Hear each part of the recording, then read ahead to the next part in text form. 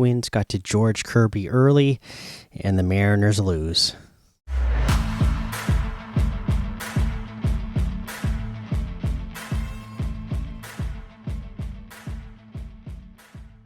Welcome back to another episode of the Seattle Sports Show, where we love Seattle pro sports. I'm your host, Mikey, and today, unfortunately, we are talking about a Mariners loss with George Kirby having a night that is unlike him. He got back-to-back homers hit off of him in the first inning on some pitches that were not the best location, and that's kind of what we know George Kirby to have and to be, right? This, like, he throws strikes, and he's able to throw strikes a majority of the time over the plate because he has such perfect location that he can put it in the strike zone. That's where it's going to be hard for this hitter he's going against specifically to hit it in that area.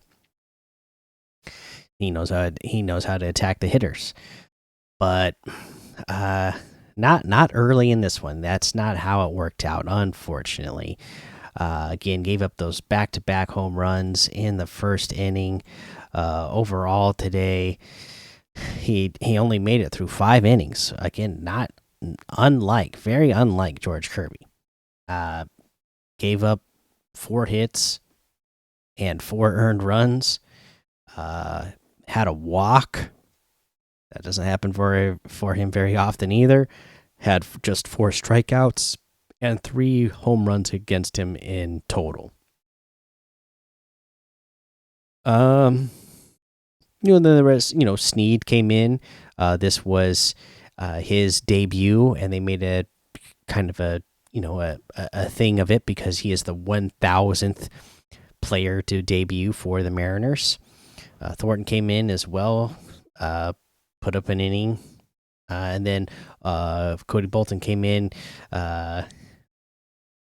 Unfortunately, gave up 2 more earned runs, and it was unfortunate because we had started to climb back in, so we were thinking all the way up to this point, up through the 8th inning, that we still had a pretty good chance because, they're going into the 8th inning, we were down just 1. Again, thanks to Cal Raleigh, who had a clutch hit again tonight. But overall, I mean, it's not going to look the worst, right?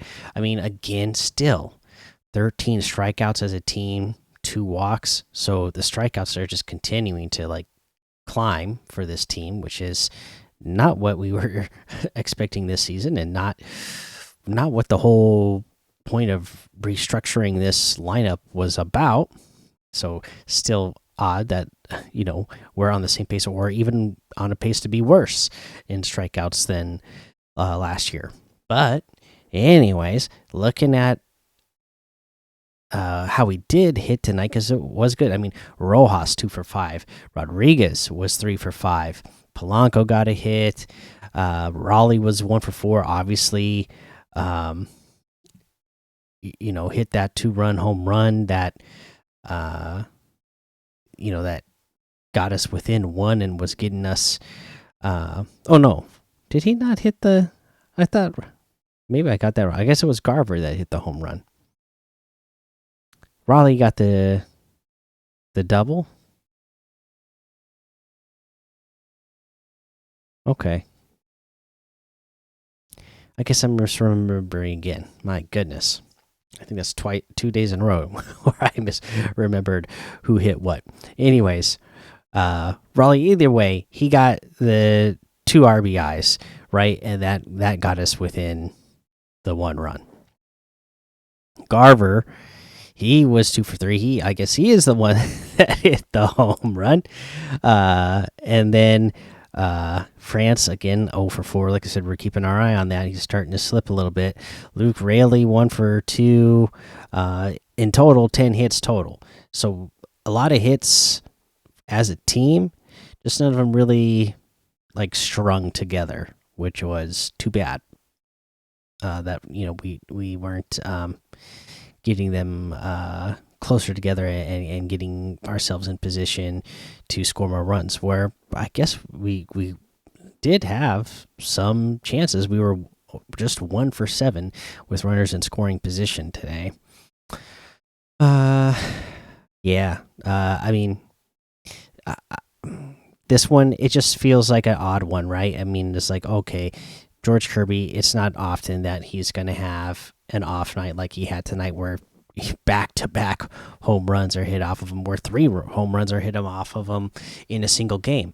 What did they say? That's only happened, like 2 or 3 times in his career. So just very unusual.